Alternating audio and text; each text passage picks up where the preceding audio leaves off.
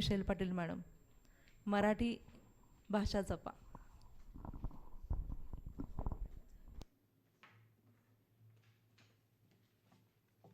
नमस्कार सगळ्यांना. सगळ्यात पहिल्यांदा मी सगळ्यांचं धन्यवाद मानते. जसं प्रेक्षक मोठा असेल तसं पुढच्या व्यक्तीला पण चांगलं उत्स्फूर्त हे मिळते, शक्ती मिळते. तर मला थोडक्यात सांगायचं म्हणजे मराठी साहित्य समृद्धी परंपरा जपणारा कार्यक्रम. शब्दच असा आहे की मराठी, बरेच जण मराठी विसरायला लागलेत आणि इंग्रजीच्या मागं धावते लागलेत.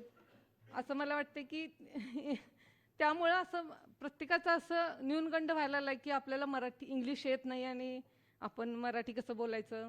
ह्या अनुसरून एक थोडीशी मिश्किल कविता आहे माझ्या. 80पर्यंत माझ्या कविता आता माझ्या स्वतः लिहून झालेल्या आहेत. त्यापैकी मी आता एक तुमच्यासमोर सादर करते. मराठीच्या रक्षणासाठी. इंग्रजीच्या नादापायी झाला मराठीचा डब्बा गोल. इंग्रजीच्या नादापायी मराठीचा डब्बा झाला गोल. मराठी माणसा आता तरी तू मराठीतून बोल. इंग्रजीच्या पेपरात होऊन जातो काटावर पास. इंग्रजीच्या पेपरात होऊन जातो काटावर पास.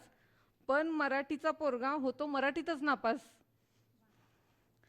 प्रेम करतो तुझ्याशी म्हटलं की पोरगी म्हणती ए बावल्या. प्रेम करतो तुझ्याशी म्हटलं की पोरगी म्हणती ए बावल्या. आणि आय लव्ह यू म्हटलं की पोरगी मारते उड्या. खरं आहे ना हे सगळं.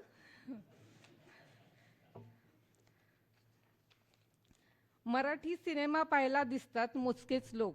मराठी सिनेमा पाहायला दिसतात मोजकेच लोक. पण इंग्रजी पिक्चर म्हटले की राहते डोक्यावर डोकं. भांडण करते बायको घरात बाब्याला घाला इंग्रजी शाळेत टाका. भांडण करते बायको घरात बाब्याला इंग्रजी शाळेत टाका. मराठी माणसापासून खरा मराठी भाषेला धोका. मराठी विसरत चाललेलं शाळेचं शिक्षण. मराठी विसरत चाललेलं शाळेचं शिक्षण. मराठी ऑक्सिजनवर चालू इंग्रजीचं रक्षण. मराठी विसरत चाललेला शाळेतील शिक्षण. मराठी ऑक्सिजनवर आणि चालू इंग्रजीचं रक्षण. ज्ञानोबा तुकोबा अभंगवाणी आठवा मराठीचा गोडवा. ज्ञानोबा तुकोबा अभंगवाणी आठवा मराठीचा गोडवा. मराठी माणसाचे नवीन वर्ष म्हणजे असते गुढीपाडवा. सावध व्हा मित्रांनो जपा मायबोली. सावध व्हा मित्रांनो जपा मायबोली. मराठीतून बोला सारे मराठीच्या रक्षणासाठी. धन्यवाद.